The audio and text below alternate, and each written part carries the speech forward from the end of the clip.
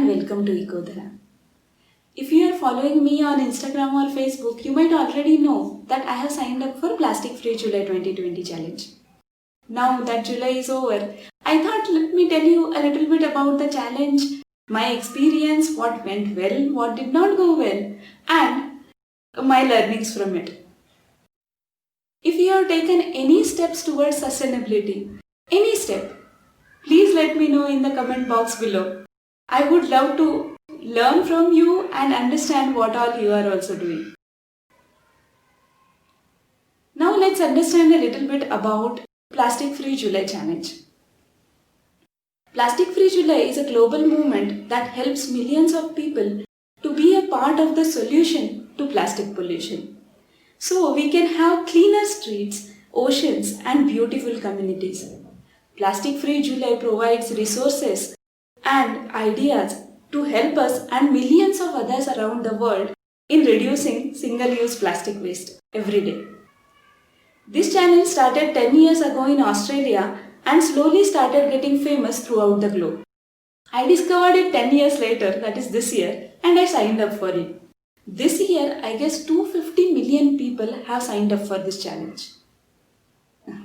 Even before starting this challenge, I knew that I will not be able to follow it 100% because of two reasons. One is lockdown and COVID situation. Sunday lockdown was on in Karnataka throughout July, and overall COVID situation has made it not so easy to go somewhere far to get things plastic free. Still, I thought I was in control of my groceries, but in 1 week of complete lockdown, some things fell apart. And second reason is my husband. Yes, he is not as fanatic about zero waste as I am. Though he tries to reduce his plastic waste, but everyone has their limitations. Anyway, I thought let me sign up for the idea and understand how far I am from that jar of zero waste. And it turns out I am this far. So this is my waste collected over the whole month of July. Seemed more than expected anyway. I categorized it into multiple sections to understand the source and find an action plan. There is no travel or eating out that is happening nowadays, so no waste created due to that. This is finally after holding each item, thinking why I bought it and which category it can go into. The first one is currently unavoidable. I have moved from buying milk in milk packets to getting an organic milk into the bottles every alternate day at the doorstep, but it comes with a plastic seal. These are all plastic covers on broccoli and corn that we almost get every week. Similarly, this one, the plastic coming out from the raw material for all the cooking experiments that go on in our kitchen. I cannot stop buying these items. Maybe after lockdown, I would be able to find some ways to get this plastic free. I need to work a lot on that.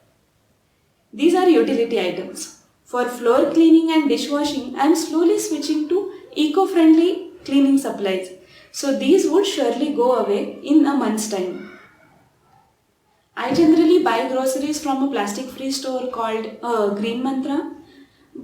But this time, their oil went bad, so I had to buy oil from outside. I also made some other purchases because I thought I would not be able to wait till their delivery. These are mainly different flours like ragi, jawar or rice flour, which Green Mantra does not sell. I have decided to buy grains and again get those ground to get the flour, but that is after lockdown again. This category is for all the home delivery that we are getting at home from Amazon, Flipkart or any such sites. Even though they are giving it in cardboard boxes, but the amount of plastic sellotape that comes on it is quite high, which makes it again a single-use plastic that is unnecessary. The last category is the biggest, I guess, and that is junk food and snacks. I noticed that if there are any homemade snacks available, external purchases reduce a lot. We'll keep trying that. So that's all about my plastic free July, and here are my learnings from that. Nobody is perfect, and it will take time to go completely single use plastic free. Switching to organic items for daily chores is better because their packaging also is generally plastic free.